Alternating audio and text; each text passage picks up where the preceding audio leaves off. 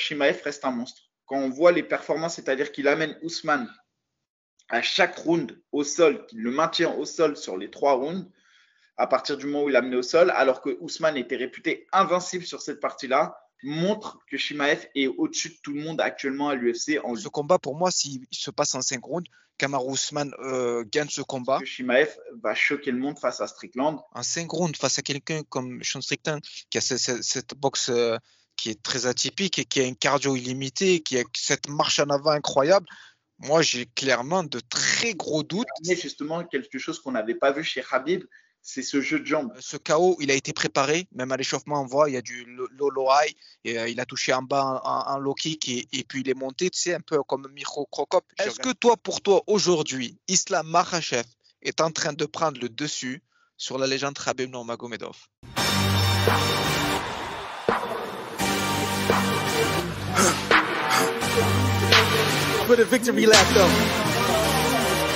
Bonjour à tous et bienvenue sur The Fight Club. Aujourd'hui, j'ai avec moi une voix majeure du MMA, Monsieur Michael Lebou. Mika, comment tu vas? Ben écoute, ça va et toi? Ça va très bien, Mika, je te remercie. Mika, le week-end dernier, UFC 294, une carte riche en rebondissements. On va revenir sur les 2 combats principaux. Déjà, de manière générale, est-ce que tu as été satisfait de la carte ou ça t'a déçu? Bah, en fait, j'ai été satisfait déjà de la réactivité de l'UFC parce que la carte telle qu'on nous l'avait vendue était incroyable. C'est-à-dire qu'on avait Alice Kerov face à Nassourdine. Ça a été une grosse perte, en tout cas moi, à mon sens, parce que je voulais revoir Nassour en action. Ensuite, on devait avoir Shimaev contre Costa, donc un Shimaev qui affrontait un vrai 84 kilos. Pour moi, ça a été une grosse perte aussi parce qu'on le sait, Costa, en plus, chez les 84 kilos, c'est vraiment ce qui se fait de plus gros, plus volumineux. Et donc, ça allait répondre à beaucoup de questions sur la capacité de Shimaev à pouvoir lutter face à des gros 84. Et enfin, on a eu une perte majeure, c'était celui que je voyais actuellement le plus en mesure de produire des difficultés à Makhachev, c'était Oliveira. On a eu Volkanovski qui est venu le remplacer, donc j'étais content parce que Volkanovski, jusqu'à maintenant, c'est celui qui avait montré le plus de choses. Et limite, au premier combat, ça avait été difficile pour Makhachev, mais c'était un Volkanovski qui était préparé. On a eu Ousmane qui est venu remplacer Costa, donc pareil, on le sait, Ousmane, c'est un peu le roi déchu. Là, depuis un an, le pauvre, c'était quelqu'un qu'on voyait comme imbattable, qui était en passe de dépasser Georges Saint-Pierre et qui allait égaliser le nombre de victoires consécutives de Anderson Silva, etc. Donc, c'était quasiment le GOAT du MMA actuel. Et en un an, on voit la descente aux enfers et qui est venu remplacer un peu à la dernière minute aussi Costa. Donc, la carte en soi, il y a une belle réactivité de la part de l'UFC. Même si j'aurais préféré que la première carte se déroule, sur cette carte-là, j'ai pas été déçu. Honnêtement, j'ai pas été déçu des prestations et on peut revenir combat par combat. Moi, je te rejoins un petit peu sur ce que tu as dit. Moi, j'étais plus emballé par la première parce que je pensais de manière assez objective que Charles Oliveira pouvait apporter plus de difficultés à Makhachev. Et franchement, on va y revenir dessus parce que j'avais des raisons très réalistes. On va revenir sur le co-main event, Kamaru Usman qui affrontait Khamzat Chimaev de manière très objective. Est-ce que ce combat, il a été à la hauteur de tes attentes ou tu as été un petit peu déçu? Bah non, j'ai pas. Sincèrement, beaucoup ont été déçus. Moi, non. Personnellement, j'ai pas été déçu. J'ai été impressionné à la fin du premier round. Voilà, moi, j'ai eu plusieurs états dans ce combat. J'ai eu un premier round où je me suis dit, franchement, on a envoyé Ousmane au charbon et ça me faisait mal au cœur parce que quand tu connais la légende d'Ousmane, tu te dis c'est pas possible que à la fin du premier round tu vois ça, tu te dis c'est pas possible. Soit Shimaev est une bête absolue, soit Ousmane est sur le déclin, mais tu te dis attends, le mec il y a quand même un an de ça, on se disait personne n'arrive à amener Ousmane au sol, personne ne garde Ousmane au sol. Shimaev te fait une amenée au sol qui est même pas préparée. Il est même pas dans le timing au premier round. Il amène Ousmane au sol tout en puissance avec une lutte en chaîne, hein, mais beaucoup de technique, mais beaucoup de puissance. Et il cadenasse Ousmane au sol. Il met un grand and pound qui beaucoup jugent le grand and pound pas puissant, mais à un moment donné, je pense que l'arbitre n'était pas loin quand même d'intervenir. Il y a eu des tentatives d'étranglement. Pour moi, c'est un 18. Et à la fin de ce premier round, je me dis, mais Shimaev, c'est un monstre. Et franchement, on a envoyé Ousmane au charbon, quoi. Et ça me faisait mal au cœur pour sa légende, en fait, à Ousmane. Je me suis dit, putain, Le gars, il a été le GOAT absolu. Et là, en fait, en 3 combats, il est en train de tout perdre. Et au deuxième round, on a eu un sursaut, alors je sais pas, d'orgueil, ou surtout il s'est mis à croire en lui, Ousmane, et il a commencé Exactement. à trouver des failles en anglaise. Et il a appuyé, et là-dessus, Shimaev, bah, ça l'a mis dans ses retranchements. Il a réussi à faire une amenée au sol à la fin du deuxième, mais je pense que c'était pas suffisant pour s'imposer dans ce deuxième round. Ça a été un deuxième round très équilibré hein, sur la première partie, c'était du pied-point, c'était comme un sparring. Mais Oui, à un moment donné, Kamaru a trouvé des clés en anglaise et c'est lui qui s'est montré, pour moi, le plus dangereux en anglaise et qui a mis le plus de frappes significatives. Et c'est d'ailleurs à ce moment-là que Shimaev a décidé de descendre de niveau dans la dernière minute, mais pas suffisant selon moi pour gagner le round. Et donc, du coup, je me dis, tiens, 18 au premier pour Shimaev, 19 au second pour Ousmane. Et on a un troisième round où on voit un Ousmane aussi qui commence à recroire en lui, qui boxe et qui touche vraiment Shimaev. Et donc, Shimaev, là, avec intelligence, ramène le combat au sol et va gagner ce troisième round parce qu'il met des frappes, il garde le combat au sol et il domine. Mais pour moi, on a eu un vrai combat. C'est-à-dire qu'on a eu une vraie opposition au final, dans la globalité. Au premier round, c'était à sens unique et le 2 et le 3 montrent qu'il y a eu combativité de la part d'Ousmane. Ce que je regrette, c'est peut-être qu'Ousmane n'ait pas cru en lui ouais. suffisamment tôt dans le combat. Mais il y a eu combat. On a vu des failles dans le jeu de Chimaev. On a aussi vu peut-être qu'il y avait pas un problème de cardio, mais un problème de gestion Ouais. d'énergie. J'ai l'impression qu'il met beaucoup d'énergie dans les premiers rounds et que ça lui en laisse peu sous la pédale ensuite pour rectifier le tir. Et après, post-combat, on nous dit qu'il s'est potentiellement cassé la main, ce qui pourrait expliquer que dans les échanges, il était peut-être pas à la hauteur de ce qu'on attendait de lui. Mais pour moi, Chimaev reste un monstre. Quand on voit les performances, c'est-à-dire qu'il amène Ousmane à chaque round au sol, qu'il le maintient au sol sur les 3 rounds, à partir du moment où il l'a amené au sol, alors que Ousmane était réputé invincible sur cette partie-là, montre que Chimaev est au-dessus de tout le monde actuellement à l'UFC en lutte. Et je reste persuadé que Chimaev est le futur champion des 84 kilos. Et je pense que Chimaev va choquer le monde face à Strickland. Ce n'est que mon avis personnel, mais voilà un peu ce que je retire de ce combat. Ben, c'est bien parce que moi, je suis un petit peu à l'opposé. J'ai été déçu du combat. Euh, Quand tu vois un peu le palmarès des deux, l'attitude des deux, tout ce que représentent ces deux combattants, notamment Khamzat Chimaev, tout ce qu'il apporte dans la cage, tout ce qu'il fait en dehors, je m'attendais à un combat assez spectaculaire. Je m'attendais à ce que, je l'avais dit dans mon analyse, je m'attendais à ce que Ousmane, Chimaev lui roule dessus. On a ce premier round où vraiment, comme tu as dit, c'est une lutte en chaîne. Il lui a roulé dessus, il n'a pas existé. Kamaru, je ne sais même pas s'il a donné un coup. Ça a été un 18 de manière très large. Le deuxième round, comme tu l'as dit, on a Ousmane qui, à un moment donné, commence à reprendre confiance en lui. Il y a ce jab du gauche, la marque de Trevor Whitman, où il a fait mal à plusieurs reprises. Et je pense que plus le combat avançait, plus il prenait confiance en lui. Maintenant, il y avait une grosse différence de lutte. Quand on voit le niveau de Khamzat Chimaev, on voit qu'il a surclassé dans ce domaine-là. Maintenant, là où moi j'ai des réserves, comme tu as dit, c'est pas sur le cardio de Chimaev, comme tu as dit. C'est la gestion de son cardio. Je pense que c'est quelque chose qu'il doit réguler parce que ça lui est arrivé à plusieurs reprises, notamment face à Gilbert Burns. Il met tout dans le premier round et quand il arrête du répondant et que les combattants, les adversaires tiennent, ça devient un peu plus complexe. Là, on l'a vu, moi, clairement, je le dis de manière très honnête, ce combat, pour moi, s'il se passe en 5 rounds, Kamaru Usman gagne ce combat. Il gagne à la décision, ça peut être une split décision, mais il gagne ce combat parce qu'on a vu que déjà, il était en meilleure condition, je trouve, dans ce combat-là. Maintenant, ce qui est dommage, c'est que ça ne soit pas fait en 77, déjà de une part, que Kamaru l'ait pris en 10 jours, ça rajoute une difficulté supplémentaire. Mais comme tu l'as dit, Mika, Kamaru Usman, depuis son KO face à Leon Edwards, je suis désolé, malheureusement, psychologiquement, on sent qu'il est craintif, il n'y a plus ses marches en avant comme il le faisait auparavant. Il est devenu très craintif, ça veut dire qu'il tente moins que ce qu'il est amené à faire. Il a dit lui-même à la fin de son combat, hein, il faut qu'il croit plus en lui, qu'il croit plus en ses coachs. Je pense qu'il a besoin d'un repos, il a besoin d'un repos nécessaire, de se remettre en question, de refaire un petit peu le tour de tout ce qu'il a accompli depuis le début, puis de revenir de la meilleure des manières. En tout cas, moi, j'ai été de manière générale assez déçu de ce combat. Les spectateurs qui étaient sur place l'ont été apparemment également, puisqu'ils ont pas mal sifflé au deuxième round. Maintenant, comme tu as dit, apparemment, Chimaev se serait fracturé la main au premier round, ce qui laisse ce qui laisse des difficultés dans son combat. Donc, dans ses amenées au sol, c'était compliqué pour lui. Mais pour moi, en termes de lutte, je me faisais aucun doute là-dessus. Toi, quand tu vois ce combat-là, est-ce que tu te dirais qu'en 5 rounds, Ousmane dominerait Chimaev? En fait, tu peux dire oui et non. Tu sais, je vais te prendre un exemple plus bête à l'échelle nationale de ce qu'on avait pu voir face à Mustafa Aïda qui avait affronté Peña. Oui, Le combat s'était déroulé en 3 rounds et en fait, on voyait clairement que Peña avait gagné les 2 premiers rounds et au troisième round, Mustafa Aïda roulait sur Peña. c'est ça. Peña. Et on s'est dit, si ce combat se fait en 5 rounds, Mustafa Aïda gagnait le combat. C'était Ouais, évident l'état de fatigue de Peña. Mais il y a aussi une logique, c'est que le combattant qui rentre dans la cage, il combat pour gérer son effort sur 3 rounds. je suis d'accord. Bref, quand il fait le combat, c'est en 3 rounds.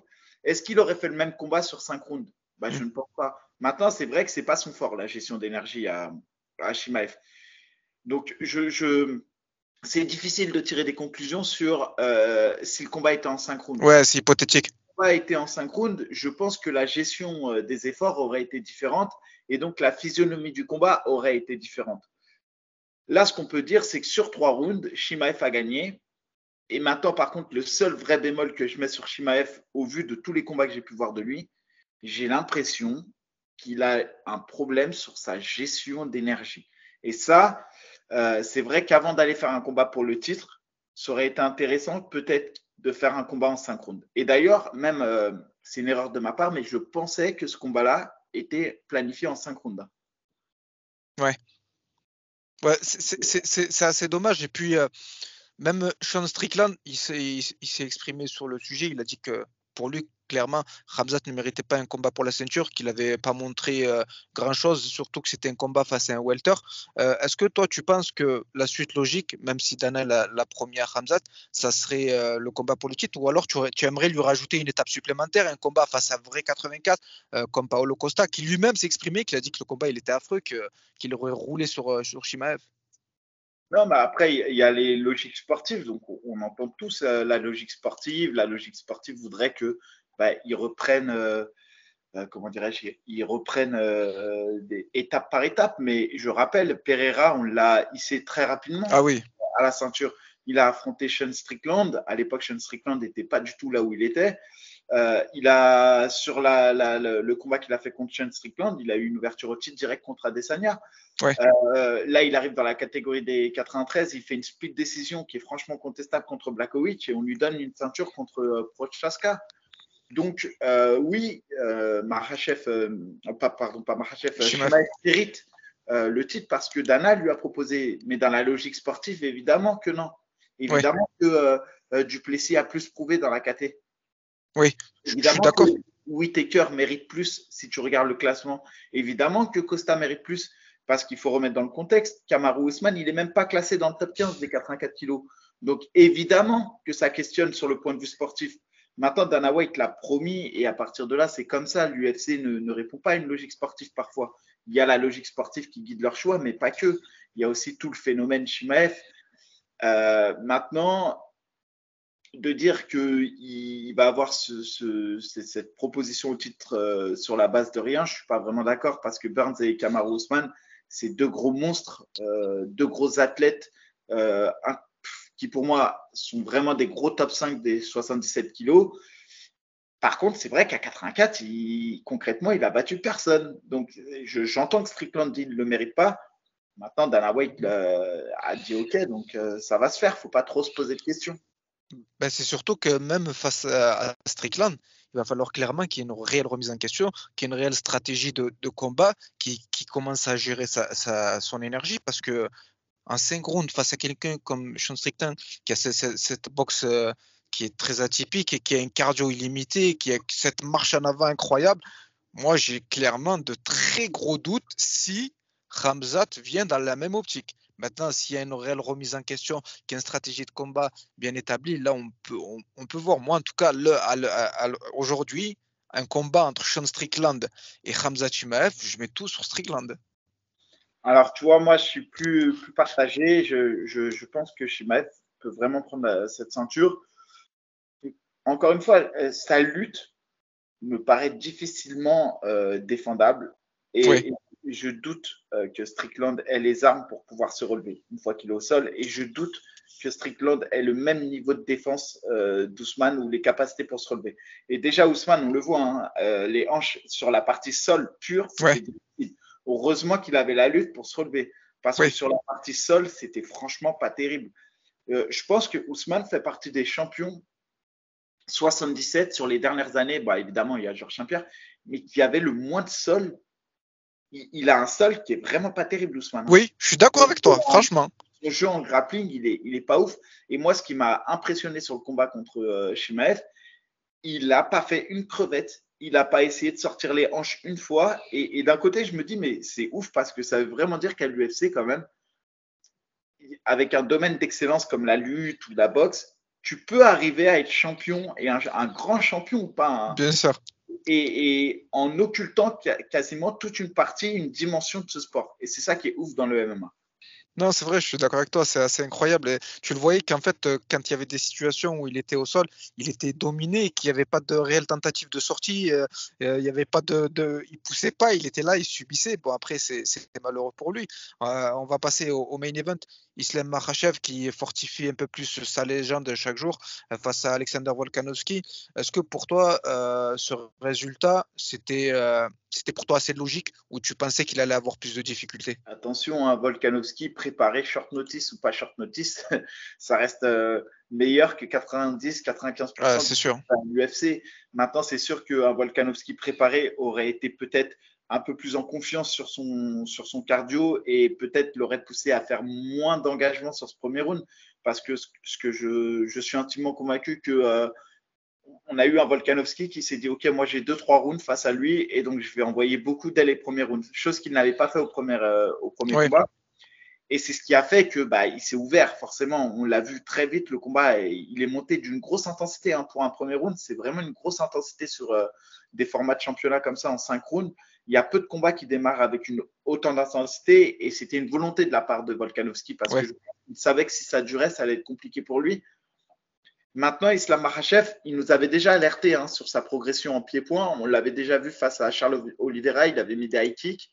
Euh, ce high kick, il sort pas de nulle part, surtout si tu recontextualises un peu et quand tu regardes les performances de Ousmane Nurmagomedov au Ouais, Bellator chez les 70 kilos.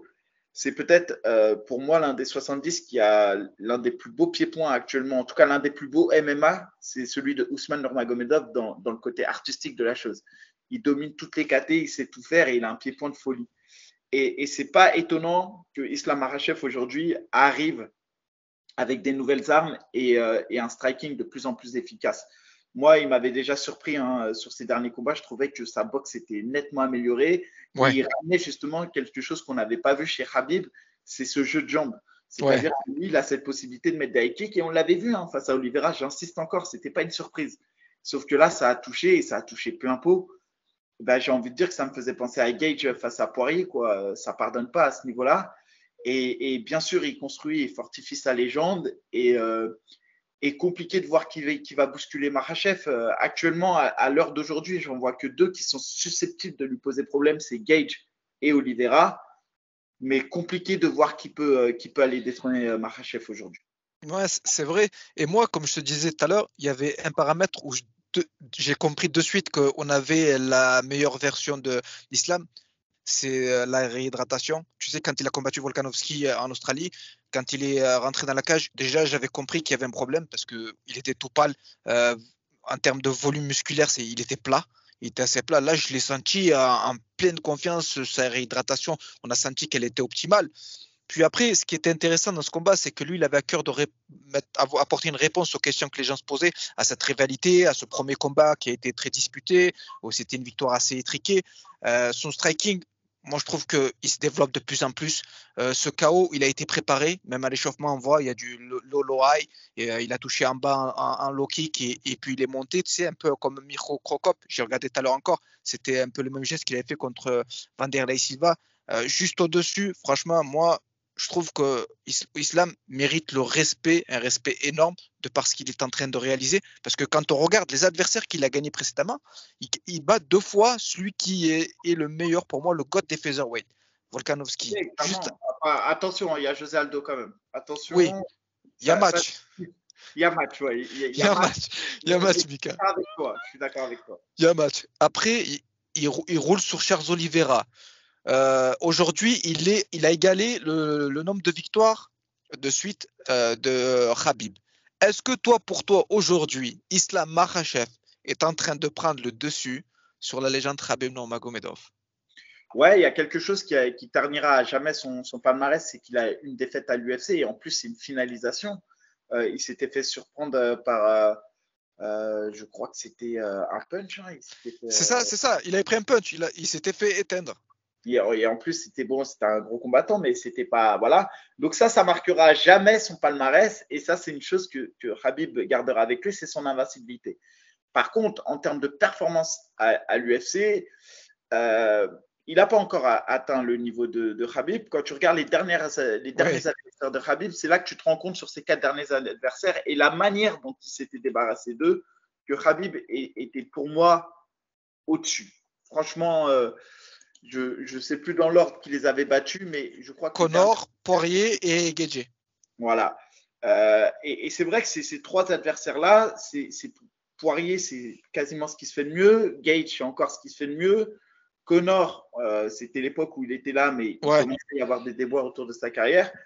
Mais c'est clair que ces 3 blazes, c'était quelque chose. Et c'est surtout la manière dont il s'était débarrassé d'eux, et notamment de Gage, qui m'avait impressionné. Maintenant, quand tu regardes le palmarès de Islam aujourd'hui, je crois que c'était sa 13e victoire consécutive C'est ça. à l'UFC. Et quand tu regardes effectivement qui l'a battu sur les 3 derniers blasts, bah, c'est Charles Oliveira et 2 fois Volkanovski. Mais avant ça, il n'y Ouais. a pas grand monde. Et si tu regardes même son 6e combat, c'était Thiago Moïse. Donc c'est le gars que Sanya a affronté. Et comment dirais-je, pour donner un ordre d'idée, même si c'est pas comparable, mais Makhachev avait gagné au 4e Ouais. round face à Thiago Moïse. Donc, on pourrait dire même que Benoît a été plus rapide. Mais ce que je veux dire par là, c'est qu'il a besoin encore d'inscrire sa légende, Ouais. Makhachev. Mais ce qu'il fait est incroyable. 13 victoires à l'UFC consécutifs, c'est incroyable. Il est sur sa 2e défense de titre. Maintenant, pour écrire une légende, je crois que c'est aussi ça. On voit les grands champions comme Georges Saint-Pierre, Anderson Silva, José Aldo. C'est pas tant des gars qui vont aligner des victoires comme Léon Edwards, Darius, Ouais. Bilal Mohamed, je crois, Mohamed. C'est ça. une super bonne série de victoires. C'est aussi la capacité à défendre des ceintures.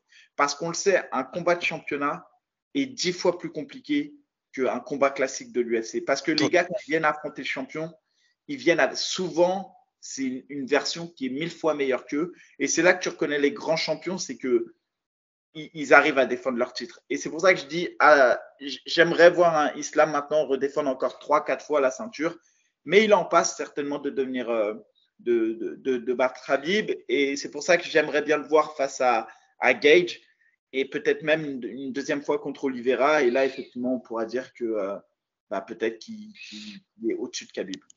C'est ce qui est, je pense, qui est prévu. Je pense qu'il va y avoir la revanche face à Charles Oliveira et ensuite face à Guedje. Et encore, je ne sais même pas si face à Guedje ça se fera.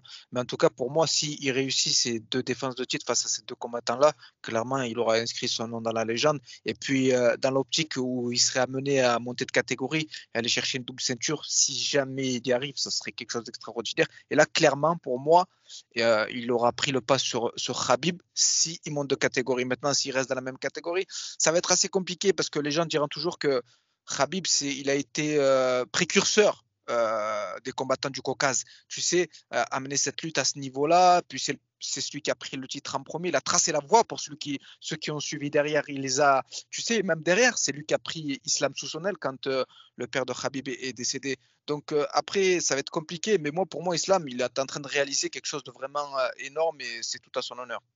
Ouais, il fait, et puis surtout, je pense que, on va dire que Islam a quand même fait plus de combats à haut niveau, entre guillemets, que Khabib. C'est-à-dire que quand je dis haut niveau, attention, je parle sur le volume total de ses victoires.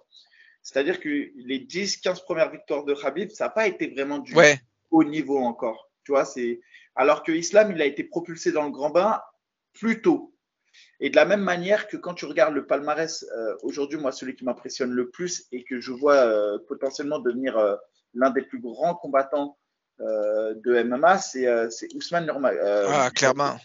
Ouais, c'est Ousmane Nurmagomedov que je vois être potentiellement le lightweight qui va avoir la plus belle, je dirais, la plus belle carrière de MMA. Il a 13-0, mais voilà, lui, c'est 13-0 et c'est déjà 7 victoires au Bellator. Ça veut dire que quand il avait 6-0, il était déjà au Bellator.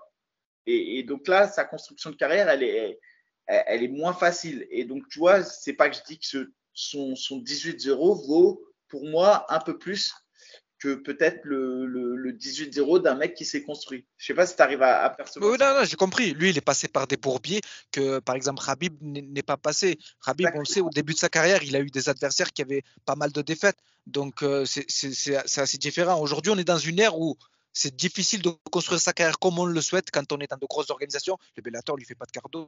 Aujourd'hui, comme tu l'as dit, Ousmane, c'est quelqu'un qui, stylistiquement, déjà, c'est intéressant de le regarder. Tu prends du plaisir quand tu le vois combattre. Ouais, clairement. Après, pour moi, vraiment, et puis vu son jeune âge, c'est quelqu'un que je vois encore durer parce qu'il a 25 ans.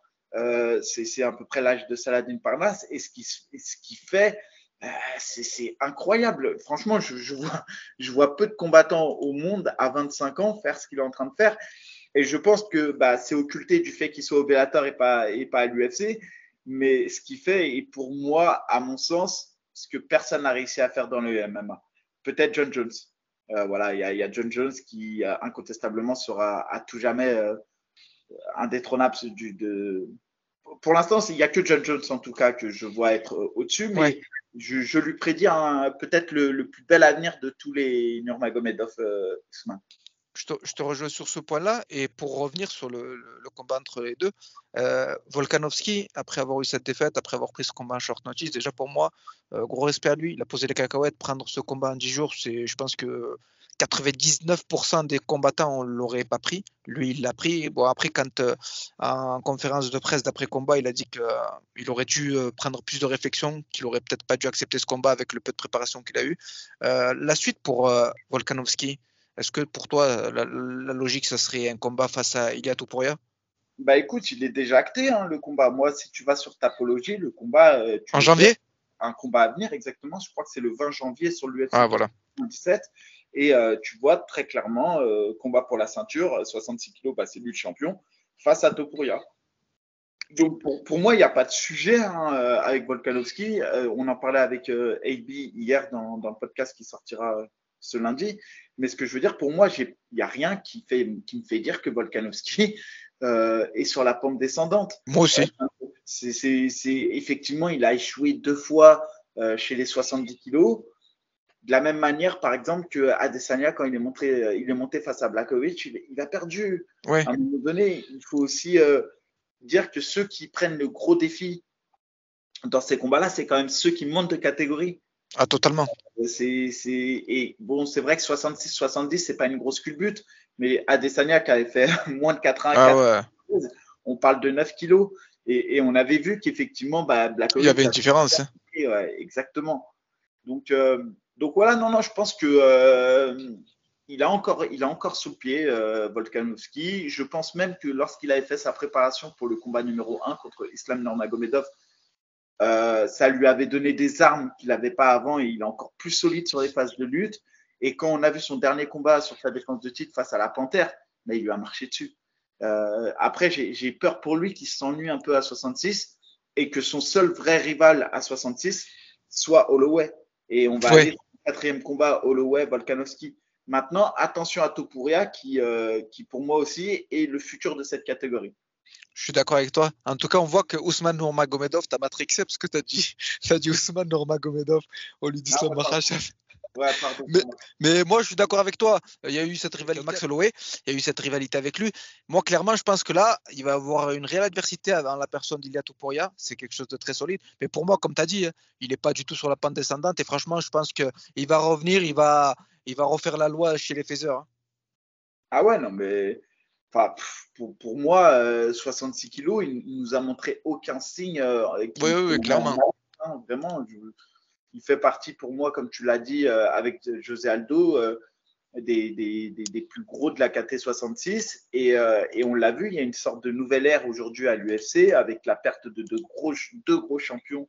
Je parle d'Adesanya qui s'est mis un peu en retraite et on voit la catégorie des 84 où il y a beaucoup de renouveau. On a Shimaev qui arrive, Alice Kirov, Nassourdine et Bonical. Il va y avoir des combats archi excitants dans cette KT et je pense que ça va être compliqué pour Adesanya s'il prend trop de temps pour de revenir dans cette KT. À 77, on voit le roi déchu Ousmane qui n'arrive pas forcément à se remettre de son chaos face à Léon Edwards. On sait que derrière, y a Colby qui est toujours là, mais il y a Bilal Mohamed aussi qui est là. On ne sait pas si Shimaev ne serait pas capable de faire encore un ou deux régimes. On voit aussi, il y a le Kazakh très solide qui est dans les rangs derrière. Shavkat.